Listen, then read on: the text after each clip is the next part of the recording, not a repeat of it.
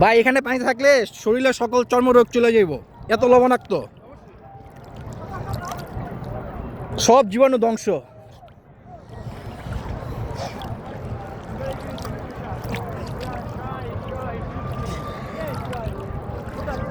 Yo, shy means timidi, timidi.